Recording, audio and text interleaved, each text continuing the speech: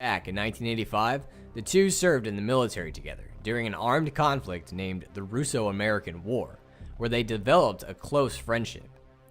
During their last mission, Jacket was gravely injured in an explosion, but Beard carried him to safety and managed to save his life. Jacket was incredibly thankful to his friend, but Beard told him there was no need to thank him, saying, "It's on the house." So that Jacket could always remember who saved him, Beard gave him a picture of the two taken months ago by a writer.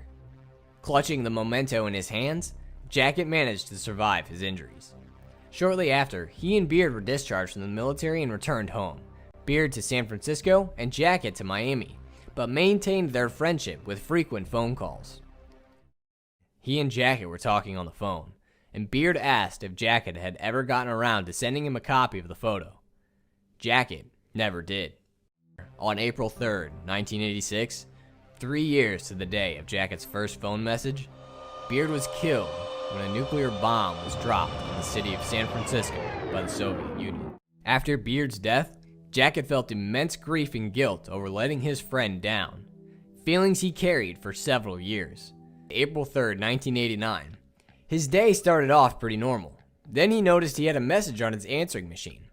The message said the cookies he ordered had been delivered. Jacket finds a box outside his door, but it doesn't contain any cookies. Instead, there's a rubber rooster mask and a note that orders Jacket to get a briefcase. Ominously, the note says failure isn't an option and that they will be watching. Jacket makes his way to the metro where he finds a man holding a briefcase, but he's guarded by several men in white suits, and as soon as they see Jacket, they try and attack him. Jacket fights off his attackers, killing them, and somehow finds it a satisfying feeling. He retrieves the briefcase and completes his assignment, throwing the briefcase in a dumpster. Then a homeless man appears, angry that someone is in his alley. Jacket fights off the homeless man, killing him by smashing his head into the pavement. However, unlike his last murders, Jacket feels sick and throws up on the pavement. He quickly jumps in his car and leaves the scene. However, this was not a one-off event.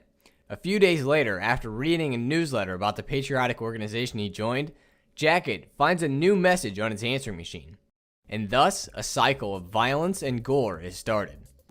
Every few days, Jacket receives another message directing him to an address where he's tasked with killing the people inside. The local paper has taken notice of the killings, and Jacket begins cutting out articles that pertain to his crimes. Jacket continues with his violent missions until one night, during one of his missions, he comes across a woman lying on a bed. With tears streaking down her face, she tells Jacket to get it over with and finish her. Jacket stands over her, but instead of killing her, he picks her up and carries her to his car, where he returns her to his apartment.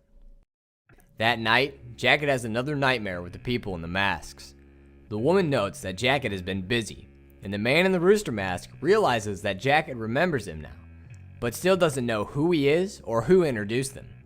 He's cut off by the man in the owl mask, who again berates Jacket, saying he's not a nice person. The woman cuts in, saying a picture is starting to take form, but some of the pieces don't fit.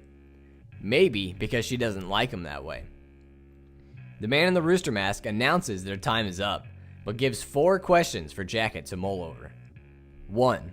Do you like hurting other people? 2. Who is leaving the messages on your answering machine? 3. Where are you right now? And 4. Why are we having this conversation? Jacket awakes from his nightmare to find himself back in his apartment. But he's not alone anymore. The girl he rescued is lying on the couch, and over the next few days, she doesn't leave the apartment. Jacket still receives phone messages, but the missions have become a little strange.